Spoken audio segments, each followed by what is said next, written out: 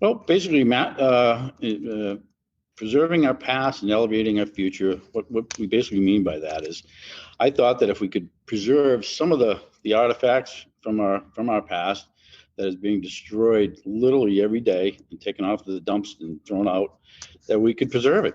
And by preserving it, we could educate the guys who come behind us so that they'd understand how far we've come. And so they'd have a little understanding of what the type of equipment they're working on and what the things that we used to take care of. And my vision is to have this museum go on. I mean, I got this collection that I started. My help from my father, from Patrick Carr, from guys, hundreds of guys all across the country. And I literally have guys from Norway and from England who help support us, have given us things here to the museum. And my goal is to make this last a lot longer than I do, and to have this go on so that, like I said, to elevate our future literally means, I feel, is to show that these kids that, follow behind us will have some sort of material things that they can actually touch and to see and to put in their hands. Because until you actually see the equipment that I've saved and the car stations and haul stations and water hydros and hand operated elevators and everything else that we have, until you actually see those in person, you don't realize that they ever existed, and it's a shame, because I feel like our industry is one of the profound industries in the world that actually helped, not only build America, but build the rest of the world. Hello, and welcome to the Elevator Careers Podcast, sponsored by the Allred Group. I am your host, Matt Allred. In this podcast, we talk to the people whose lives and careers are dedicated to the vertical transportation industry to inform and share lessons learned, building upon the foundation of those who have gone before to inspire the next generation of elevator careers. Today, our guest is Steve Comley, president of the Elevator Museum in Amesbury, Massachusetts. Steve grew up in the industry with his father working at Payne Elevator, and Steve joined the company when he was 18 years old and worked 43 years as a mechanic. Steve has a passion for all things elevator related and has collected many artifacts from the trade. In 2018, Steve started the Elevator Museum as a way to preserve our past and elevate our future. Steve, welcome to the show. Good morning, Matt. How are you? I'm doing great. Thank you for being here with me today. I'm excited to get to talk to you a little bit more. And obviously, I want to talk about where you're sitting. I believe you call it the Elevator Museum. Is that correct? It is, yeah. It's the Elevator Museum we have here. It's one of the only ones in the world that I know of. It started off down in New York with Patrick Carr. I joined with him in 2011, and I went down there as one of the directors of the museum down there with him. And then in 2016, he actually closed up the museum, and we brought it up here. Awesome. We'll talk more about that in just a second. I'm just curious, how did you get your start in the elevator industry? Well, I've been around elevators my whole life. My father worked for Payne Elevator, and he started in actually 1950. He's been in the elevator trade his whole life. Okay. So when he was a service tech up in Lowell. And when I was like 10 years old, I used to go out on trouble calls with him at nighttime. And I still remember getting on the elevator in the old freight cars, and he'd be on top of the car, and he'd go, run up, and I'd run up, and run back down, run up again. He'd be playing with switches and stuff on top of the elevator. And I remember as a kid, and I always thought it was pretty neat. And I'm like, Dad, when we get out of here? And he'd say, well, I'll keep it up, and I'll buy you an ice cream on the way home, So that's how I get paid into it. And then in 1974, he bought Embry and White, which was fantastic. I was 14 years old at the time, and when I went down to the shop there, it used to say on the side of it, elevators and millwrights. And I remember saying to my dad, I said, what is a millwright, And it was his shop that he purchased in 1974 was a millwright and an elevator shop from 1873. Oh, it was wow. one of the oldest in the country. And they had the old flat belt pulleys coming from the ceiling, and they were always flapping when we go in there. And first time I went in there, it was awe-inspiring to me. I was just a young guy, and I went in there, and they had all the flat belt pulleys coming from the ceiling. And I remember going over by the lathe. My father was, watch out for all those metal filings. You get cut off, and that. Don't go near the lathe and near the belts. And the guy's over there welding in the corner. Don't go over there. You get blinded by the arc welding. And the guy's over there pouring Babbitt. They're pulling guide shoes and making some, something over there with the Babbitt tanks. It's awful hot. And you get burnt. And, don't go over there and don't go over here. Watch out for the grease and the oil. And so I loved the shop. It was fantastic. It was a dangerous place to work. You know what I Oh, mean? sure. It really was. Kenny Embry worked with my dad for years, and they had all the flat belt pulleys. And he used to talk about as a kid when he first started there with the other guys, and they didn't want to shut, all the belts ran off of like one motor. Wow. And so to change speeds of his lathe, he used to, they wanted to have him stick his arm up in the belts and switch up to the next speed. And when he was a young kid, it was crazy. He's like, no, I'm not doing that, And Kenny was a good guy, and he worked with my dad for years. He said, no, I'm not going to do that. So he shut the machines all down. The old guys get mad. And the old timers say, they stick his arm up there and they bop the belt up. You just watch out for where the connection was on the leather belt so it didn't catch you and rip you up into the ceiling, Oh my gosh. Yeah. So it was an interesting place to work, and then when I get out of high school, I started working down there with them. Yeah. Did you ever think that you would go somewhere else or do something? I mean, did you always want to be in the elevator industry? No, I didn't. I I did it because of my dad, and I loved it, But when I went down there, we used to when I was just a kid, we used to go in the back of his machine shop, and we would take the big elevator drum machines that were back there, and we would smash them all up with a sledgehammer and put them in the back of a dump truck, back of a pickup truck, and we bring them down to the scrapyard on weekends. Wow. And that was my money. My dad would give me the money for that. And I remember just being, even as a kid, looking at these old drum machines. I was fascinated by them. And it's weird because I was one of the ones that, I'm trying to save them. Back then, I destroyed them. I mean, I literally broke them up with sledgehammers. And I say, my dad, I go, geez, these things, nobody even sees these things. These are incredible, incredible piece of equipment. And I'd say, why don't we keep some? And I remember telling me, he said, Stevie, there's nothing, you can't do anything with them. The drum machines are illegal. They're too heavy to move around. Nobody wants them. You see firefighters, museums in every town you go into because you can keep the old fire trucks around and you can clean them back up. But nobody saves old drum machines. Nobody saves old elevator machines or parts or anything. A lot of guys collect things like I have over the years, car switches and hall stations and different things. You bring them home, and that's how I actually wanted to get into it one time, is to have a museum one day because it had so many different things, That's awesome. So how old were you when you actually started as a full-time employee with your dad, is where it sounds like you started? 18. Okay. I was 18 years old when I got out of high school.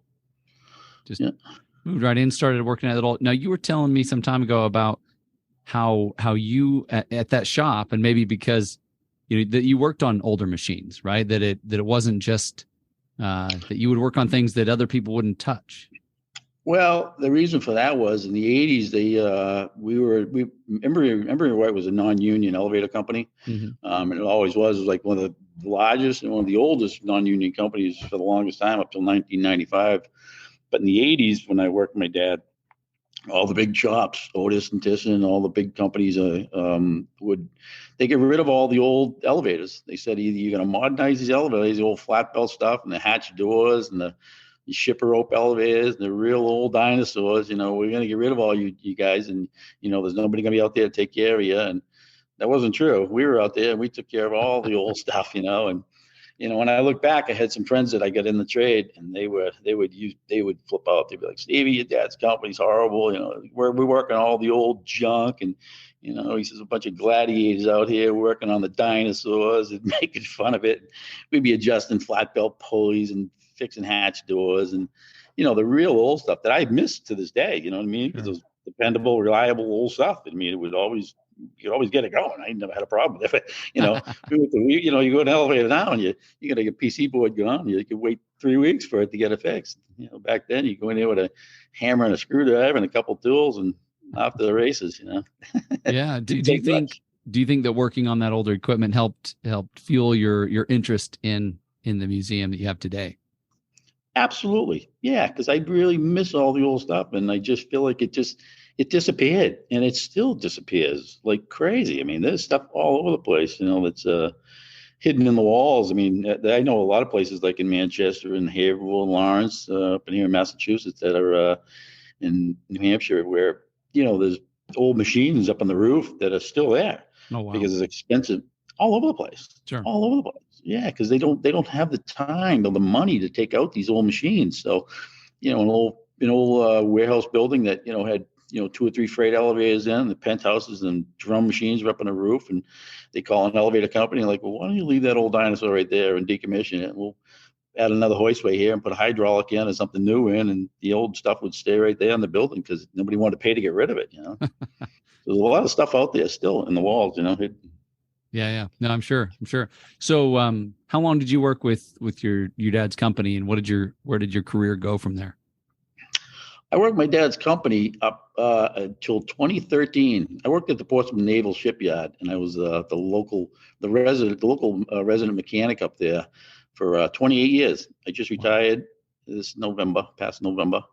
So I was up there for 28 years at the base. But I worked in the trade for 43 years. But 10 years ago, they awarded, they took the contract and they gave it out to a big conglomerate company that said, you'll be in charge of the elevators, you'll be in charge of the boilers, you'll be in charge of doors and windows, rooftop gutters, and all kinds of different things. Right. And so I became a union elevator mechanic with that company, but I was the only union guy that worked for the company. Right. And it was a really unique situation. I didn't have a lot of elevators. I worked on an island off the coast of Maine, the Portsmouth Navy Yard. They had all the nuclear submarines up there. It was really a great place to work. I had the best, I had the best seat in the house. I had all the penthouses up on the roof looking out over the ocean when it wasn't too busy.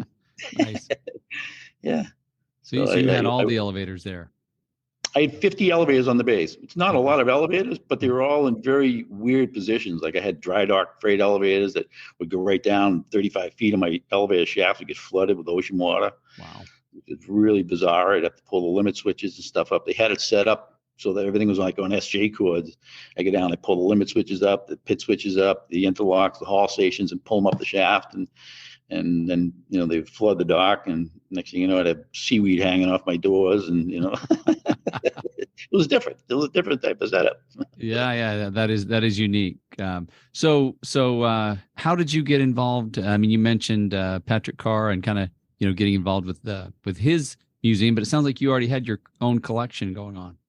I certainly did. I actually tried to start a museum. I lived in Haverhill, Massachusetts, and I went down to the Historical Society, and I had a couple hundred old plots and stuff, but I always knew I could get the big things because they were all out there. I just didn't have a place to put them. Right. But I always knew they were in shafts and walls, and people were throwing them out all the time, so I didn't think that would be a hard thing to get. And I went to the Hysterical Society. I call it the Hysterical Society because they were, they didn't care. They didn't help me. They were like, yeah, you open it, we'll come. I mean, give me a building, help me, But right. That part became very hard. So what I did is I tried to, I really looked into it for a little bit in 2009, and then I kind of let it go. But I had a whole bunch of car switches and things that some of them are on the back over here that I took out myself. And even like my wife I'd have it at home, and she's like, get that thing out of the house here, So a lot of old elevator things are not very, eye appealing. So, I didn't get to keep it. Depends on whose eye, right? The eye of the beholder. Yeah. I know some people make the old car switches, they make light switches out of them. They take the bronze gears and make glass tables and stuff. And, so I always wanted to try to do something more with it. I wanted to really make a museum. I knew there were none out there. I thought it'd be a great idea. So then I get a little frustrated. So I went online and I looked up Elevator Museum, and Patrick Carr started in 2011. And, in New York, and I called the number that was on the phone, and he answered the phone. He said his dad's been doing his whole life. And I said, my dad's been doing his whole life, and I've been doing my whole life, and he did his whole life. So we had a lot in common. Sure. And I said, I'd really like to, be part of your museum. I'd love to help you out. I'd like to go, but I don't want to just give you all my stuff. I said, I want to be part of it. And he said, sure. So he said, bring all your stuff down, and I'll come up and get some stuff from you. And I said, he said, I'll make you one of the directors of the museum. And I was tickled pink. I loved it. And I went down there to see him one time, and I was a little taken back because he had a consultant business, and he sold parts, and he had tons and tons of small parts, and things that he collected for his museum. But when I went into his place, I just was a little taken back because it really wasn't what I pictured as a museum. I picture like Smithsonian where, like a beautiful display case and everything set up and tagged and labeled. And, Sure. to me, that was a museum. And when I saw his stuff and all it was, I'm like, Patrick, this looks like the back of my old man's shop. You know what I mean? He had a bunch of old parts, but they're sitting in boxes, this and that. He didn't really have display cases and stuff, but he had a lot of stuff, and he's a great guy, and he was a lot of help. And then 2016, I was a little discouraged because I went down there.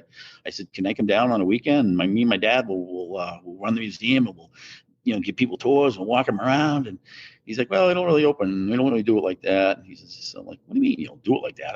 When do you open? So he said, I just, when people call up and they want to look at it, I open them up. I'm like, that's interesting. So 2016, he called me up and said, Steve, I'm closing the museum. He didn't have enough support for it. And I said, well, I want all my stuff back, please. And he said, Steve, you're the only guy that's ever helped me with anything. He goes, I'll give you a bunch of stuff. I'll give it all to you. Wow. I'm like, you're kidding me. And I'm like, all right. So I actually hooked up with Local 4 in Boston, and we brought everything up from Local 4, and we put it in their meeting room. Our meeting room holds, right now we have 1,300 members in our meeting, in Local 4 in Boston. So we have a big, huge meeting room. And I lined the walls with all this stuff. I bought the really nice display cases, and I spent the time to buy little easels, and I got little plastic pieces to stand up everything. And I wanted everything in the cabinet so you could see it. And I wanted it cleaned, and I wanted it right. And it was really good. You kind of turned the meeting hall into the museum, as it were, right? I did. But there was a problem with it. And that was, I literally had Time Magazine call me up one day and said, Steve, can we come down? I'd love to, heard you got a museum, an elevator museum, and we'd like to take a look at it and take some pictures and meet with you. And I said, sure. And he said, where is it? And I go, it's Local 4 in Boston, in Dorchester, it's a meeting hall. And he goes, it's at your meeting? It's at your union hall? And I go, yeah. He goes, well, that's not open to the public, is it? I said, well, no, but I got the keys to the place. He says, come on down. Sure. But it didn't matter. They were adamant about, well, that's not a public place. That's not a public building. So we're not going to do it. And don't want to invite the public if you can't, I guess, have access to it. Well, yeah, exactly. So they put it as like, that's like your Local 4's museum and your exhibit, not really a public exhibit. Gotcha. And they were right. A couple of years later, after, in 2018, we, they had a little discussion down there. I was getting too much stuff in the museum. I had big stuff, and they like to have functions. They like to have Christmas parties and different things where they bring the kids in. And then there was a problem because I had some things open on the shelves and stuff, and I wasn't there with the Christmas party. So it really turned into a thing where like, Steve, you're getting too big. you gotta go find a home.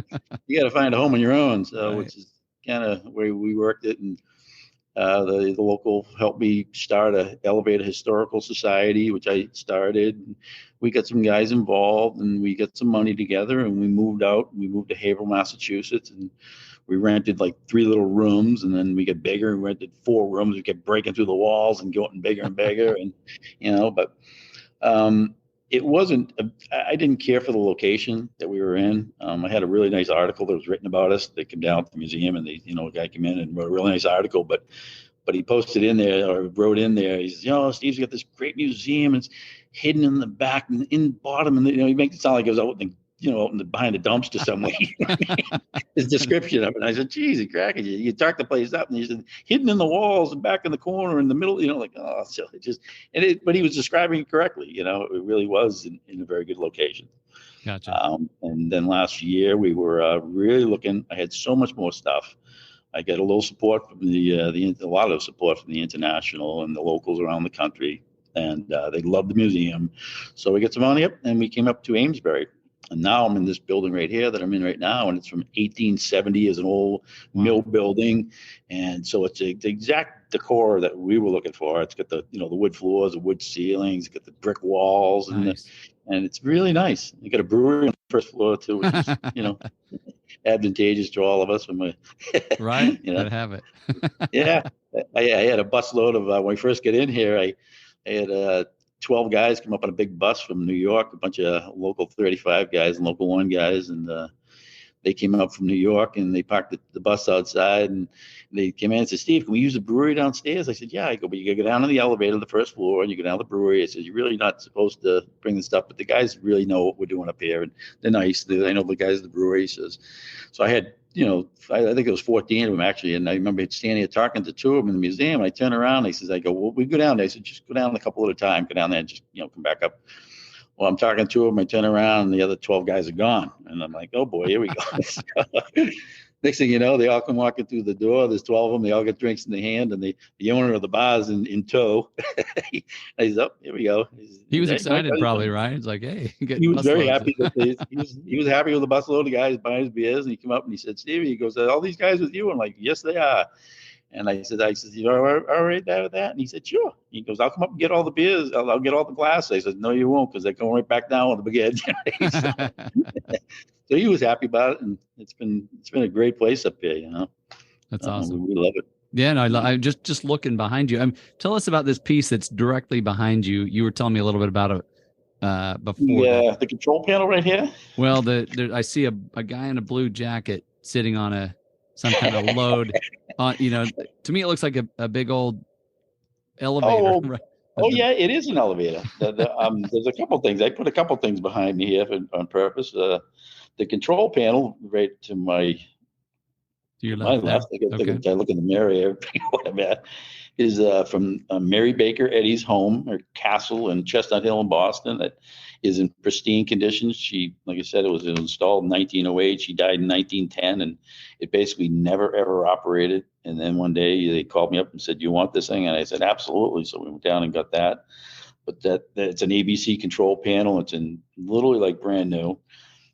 And behind that, the freight elevator that you're looking at with the guy sitting on, that's from the 1890s. Wow. That was a flat belt pulley machine that had these big pulleys that used to run it, and it had hatch doors. The hatch doors open and the car would go up through the floor, and on the bottom of it, in the front of it, instead of having a tow guide, it had these warning chains.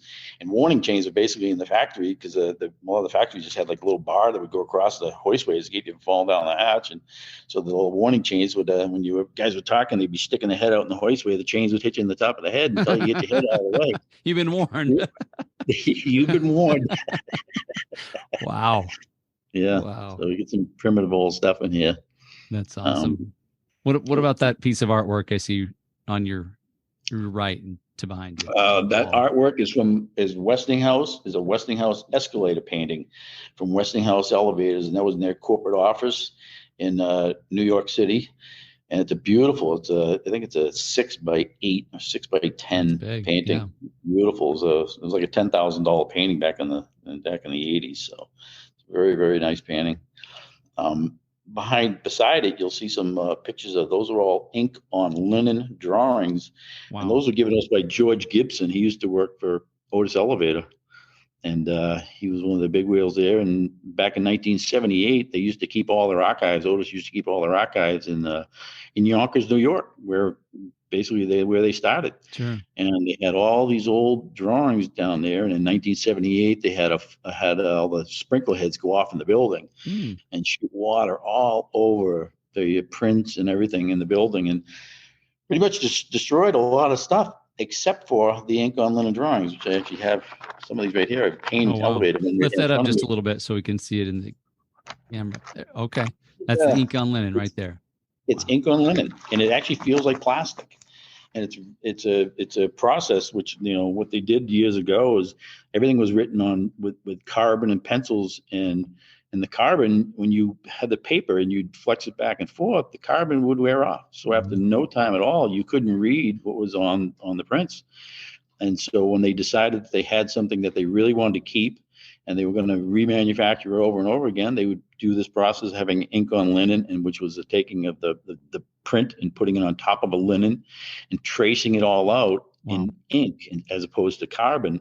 But the problem with that is if you made a mistake, it would bleed into the linen and you'd have to start all over again. There was no erasing it. So it was quite the process.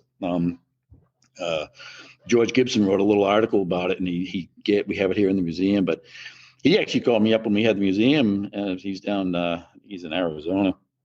He said, "Steve," he goes, "I get some of these old elevator prints, and I have a filing case here with tons. I have hundreds and hundreds of old elevator prints and documents, and we have a bookshelf with lots and lots of literature. And I thought he meant like every elevator machine you walk in the cabinets, you can pull them open. You get 10 pages of all old prints and stuff like that. And I thought that's what he had. He said, Stevie, I get some old prints. You want them? I said, I get tons of prints. And he said, Steve, he goes, this is George Gibson Motors Elevators. He goes, these are ink on linen drawings. These are proprietary.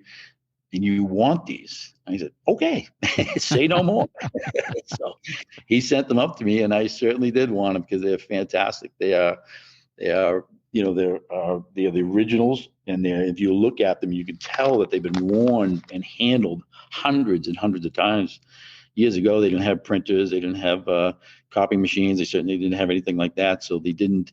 This was the only way that they, you could visually see, and you could tell that these drawings were.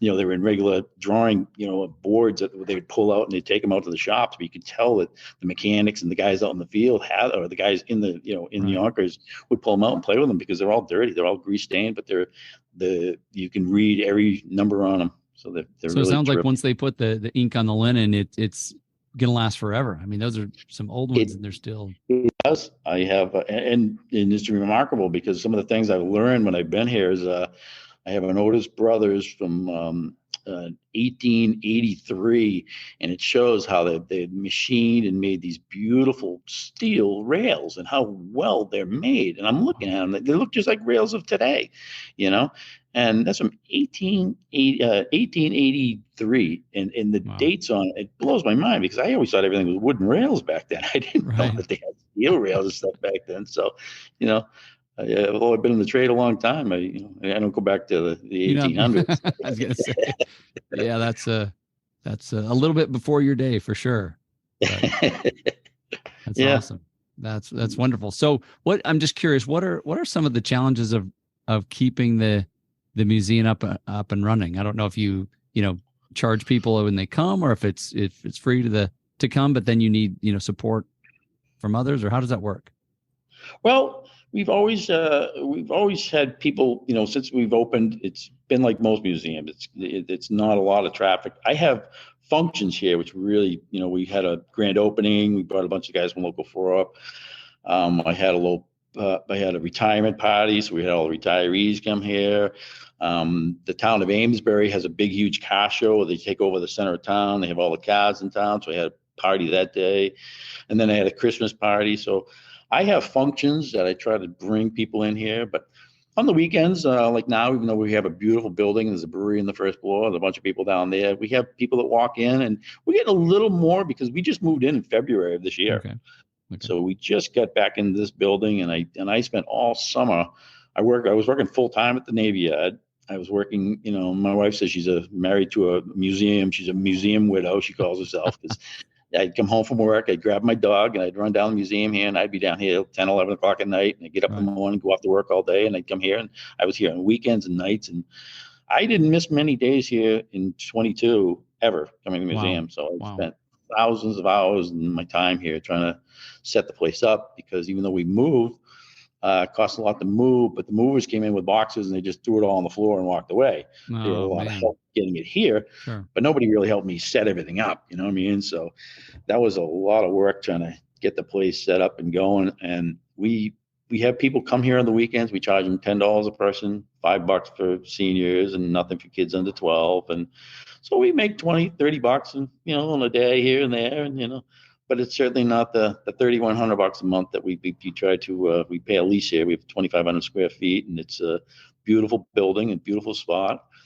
But the museum itself is doing great. The finances for it is a little we're chasing the money all the time. So where do you get most of that support from? The international has been really good. The locals across the country, I have some, local 4 has been a lot of help to us. Local 2 in Chicago has helped us out. The local 18 out in Las Vegas, local 8 out in San Francisco, 71 down in Miami.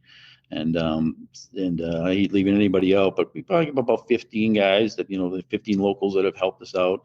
But there's a couple hundred locals out there, and all the guys have been here. A bunch of the guys have been here at different times, and now that we really got a much nicer location, and I feel this really is, if you saw us in Haverhill, we didn't have anywhere near this nice of a building and setup.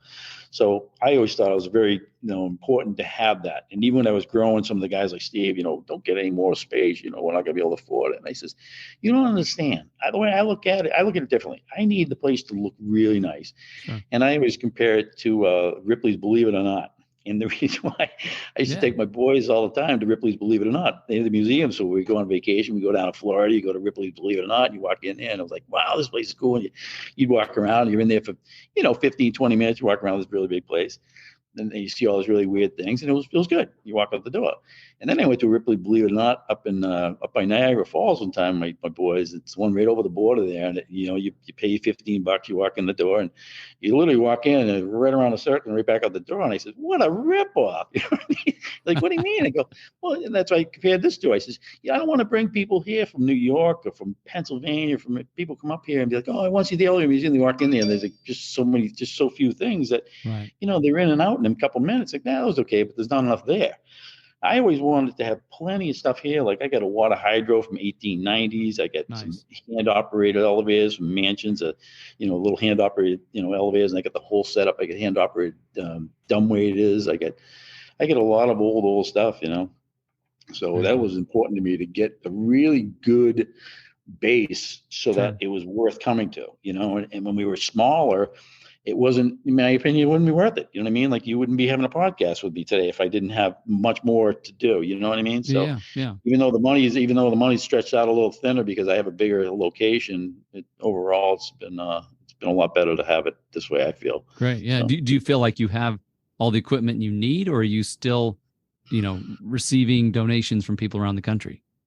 I get stuff every single week. Matter of fact, I have a lady, Kaja Wilkinson. She works for Elevator World. Cool. She sent me last week, and I didn't even know, because it's funny. I ordered some like a calendar, which I knew was going to come in a round tube. And so I was here last, 2 weekends ago, and I took the tube and I saw it at the front door, and I opened it. I put it over by my desk, and I said, that's a tube for that thing I got up on the wall. And then I left it there. I never even opened it. The following week, I came in here and I saw the tube, and I looked at it. I'm like, wow, that's an awful big tube for that. And I'm looking at it again. I'm like, this is from Elevator World. I didn't know what anything from Elevator World. And there was a girl's name on it. I opened the package up, and there was 2 paintings that were from, and she gave me the paperwork on it too. And it's from William Sturgeon's home. And he's the founder of Elevator World. Okay. And when he passed away in 2012, some of the employees of Elevator World were allowed over his home and allowed to take, and they were given some of the pictures and some of the paintings. And these are beautiful, beautiful canvas paintings of escalators.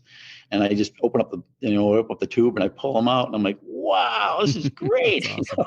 And it's not just nice paintings, but where they come from. You know what I mean? To have it from William Sturgeon's home. And we're going to have them all framed up real nice, and I'll put them up on the wall with the tag and stating where they come from. And those things, I think, mean a lot to me too, because you can get a lot of equipment that can be, the same type of stuff. But if it comes from a really neat place, like I have 5 or 6 Otis flyball governors in here, but like a friend of ours that was working for Otis, he did the Mount Washington Hotel. Oh, wow. And they did the mod up there. And the Mount Washington Hotel is a beautiful, beautiful hotel. And they took the Otis flyball governor. I'm like, I want that. You got to give me that thing. So I do the guy, he's a big guy. He's see me, I'll give it to you. I'm like, I want that. I go, just say it came from Mount Washington. That's fantastic, So awesome. We get things from different places like that. I got, elevator certificates from 1954 from the White House, Cool. Yeah. Original certificates from the White House and stuff like that. So it's amazing. A lot of original things. Yeah. No, sorry. I was just saying it's amazing to look at, how you've seen. In other words, as you look at the equipment you have, you can see how the nation, the United States in particular, has grown with the elevator industry. Like you say, you've seen from Mount Washington, from the Washington D.C. and it's really the nation that we know, and the high rises have grown with elevators, or maybe elevators have allowed us to have some of the buildings, the institutions, some of the things we have today that we Probably wouldn't have Without happened. a doubt, the elevator industry, people don't even realize that, back in the Industrial Revolution, without the elevator industry, the company wouldn't have grown like it, the world, the country wouldn't have grown like it had. Sure. The elevators actually brought all the material up into these buildings, when they started getting 3 and 4 and 5 stories high, they all started off as freight elevators. People don't realize that either. Very early 1800s, when they had all these steam powered, they used to call the steam powered, they would call them engines. They didn't call them machines back then. Sure. They literally took the train engines off of the trains and turned them vertically and put a drum on instead of a wheel and spin it one way or the other, and there you go. You're off to the races. So, Wow. That's incredible. So you're talking about it's like a boiler essentially is what you got going on to power it with. Exactly right. You have a boiler with a steam powered and a big flywheel, and it turned it just like a locomotive on a train. And it spun. You could spin it the other way, back and forth, and put a drum on it, and there you go. Where you go. We also have in here, which some things you'll never find anywhere else in the world, is Larry Hart. He's an ex-veteran. He's an ex-IUC member. He lives out in the state of Oregon. And the guy's incredible, but he's made up a bunch of elevator machines and birdcage elevator. And right now, it's en route to me right now, is you've probably seen it posted in LinkedIn, is the gearless machine. Did you see that? I didn't see that yet. No. If you look at my my LinkedIn website there, you'll see that, and I'll get better pictures of it because it's en route here now. But he's mailing me a Otis gearless machine that's this big. You know what I mean? You can hold it in your hands, and it's precise. It's exactly spot on.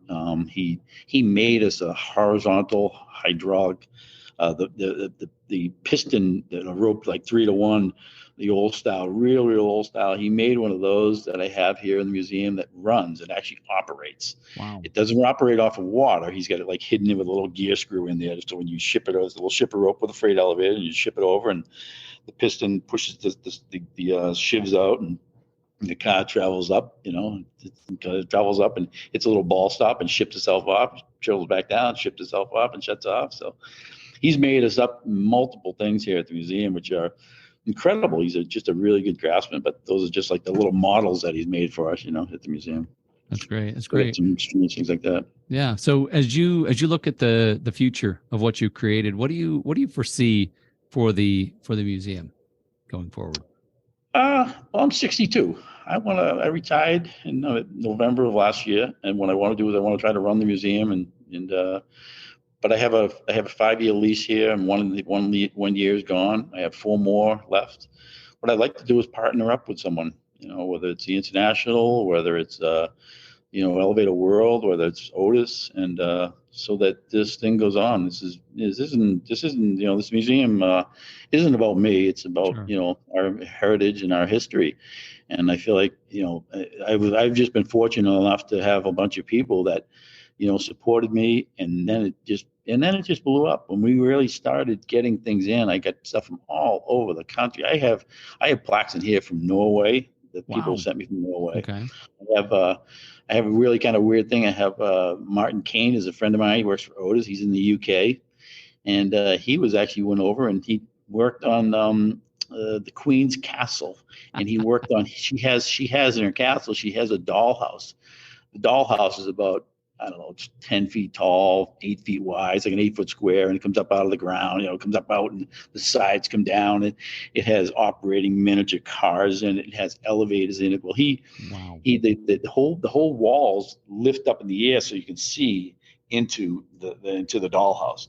And this is not a dollhouse for the average person. This was in her castle. So this was in the Queen's Castle, and he rewrote that. He went there and had all the guards and everything walking around him, and he rewrote it, and he gave me the cables from the dollhouse. So and he sent me stuff from over there, and I have some stuff from Hawaii. The president of the IUC in Hawaii came out and visited us, and he brought me stuff. And so people, I had a guy from Pennsylvania call me up and said, "Steve, do you have any of the old hot and oil cans?" I said, "I got some." He goes, "Well, I'm retired, but I'm going to go buy my building that I used to take care of, and I'm going to be up there and see you." I'm like, "All right."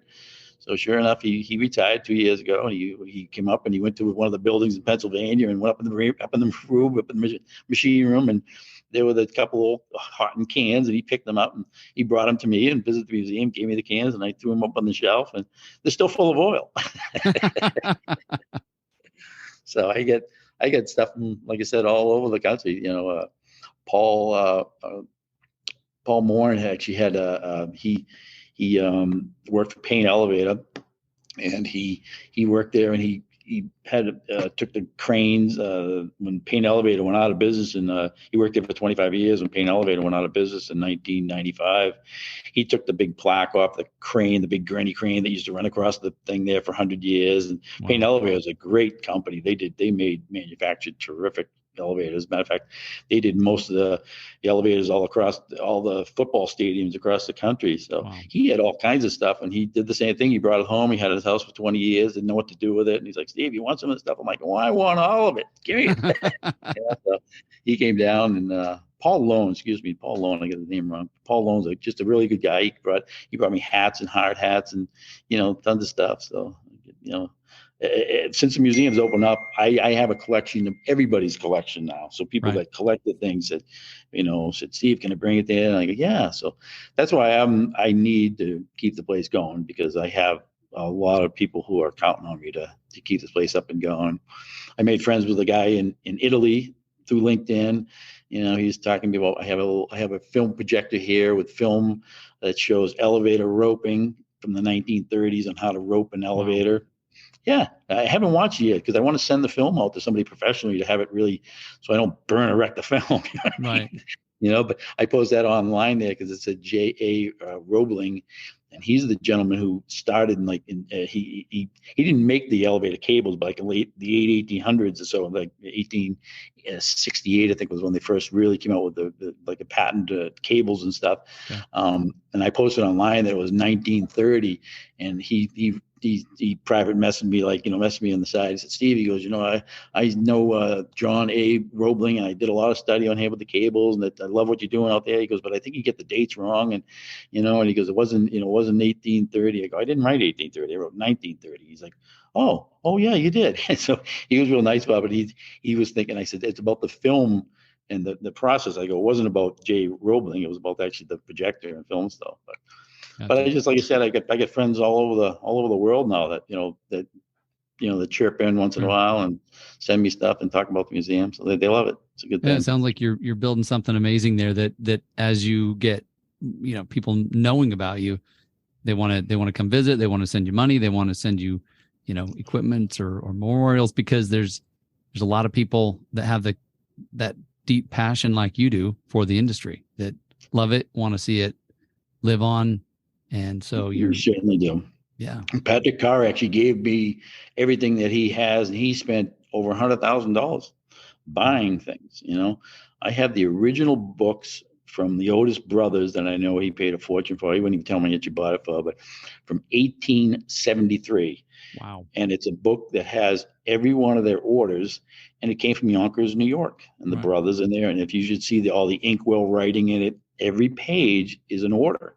So you turn the page and you see this beautiful, writings, with inkwell, and they really, it's an incredible book just to look at, know, and the history that, that came from this, So we have things in here that just one of a kind offs that, are they're priceless. Some of the things are priceless. There's only one in the world, and we have it here. That's awesome.